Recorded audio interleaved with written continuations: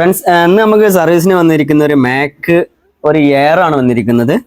Check ചെയ്യുന്ന സമയത്ത് നമുക്ക് മനസ്സിലായത് നോ ഡിസ്പ്ലേ, ജസ്റ്റ് ഒരു 40 മില്ലി ആംബിയർ ജസ്റ്റ് വർക്ക് ചെയ്യുന്നുണ്ട്. പക്ഷെ ഡിസ്പ്ലേ ഒന്നുമില്ല, ആംബിയർ എടുക്കുന്നില്ല. ഇപ്പോൾ സ്കിമാറ്റിക്കിലേക്ക് പോകുന്ന സമയത്ത് ഈ ഒരു സെക്ഷനിൽ ഒരു കംപ്ലൈന്റ് ഉണ്ടായിരുന്നു. ഈ കംപ്ലൈന്റ് എന്ന് ഇത് നോട്ട് ഗേറ്റ് പ്ലസ് മോസ്പെറ്റ് ആണ് വരുന്നത്. അപ്പോൾ ഈ ഒരു സെക്ഷനിൽ IC മാർക്കറ്റിൽ അവൈലബിൾ അല്ല. പക്ഷെ നമ്മൾ എന്ത് ചെയ്ത് ബൈപ്പാസ് ചെയ്തിട്ട് സെക്ഷൻ സെറ്റ് ആക്കിയിരിക്കണ്. അതേമാതിരി തന്നെ ഇവിടെ ഇതെന്ന് വെച്ചാൽ ആൻഡ് ഗേറ്റ് ആണ്. ഇതും അതേമാതിരി തന്നെ ബൈപ്പാസ് ആണ് ചെയ്തിരിക്കുന്നത്. മാർക്കറ്റിൽ എന്ത് ചെയ്യുന്നില്ല, അവൈലബിൾ അല്ല. അപ്പോൾ ഈ രണ്ട് സെക്ഷനിൽ കംപ്ലൈന്റ് ഉണ്ടായിരുന്നു, ഫംഗസ് ഉണ്ടായിരുന്നു, സെറ്റ് ആക്കിയിട്ടുണ്ട്. ഓക്കെ, ചെക്ക് ചെയ്യുന്ന സമയത്ത് സിസ്റ്റം ആംബിയർ എടുക്കുന്നുണ്ട്. സിസ്റ്റം ഇപ്പോൾ ഡിസ്പ്ലേ നമുക്ക് നോക്കാം. ഡിസ്പ്ലേ വരാൻ ചെറിയൊരു ഡിലേ എടുക്കും, സ്റ്റാർട്ടിങ് ആയതുകൊണ്ട്. ലോഗോ വന്നിട്ട് ഡിസ്പ്ലേ വരുന്നുണ്ട്.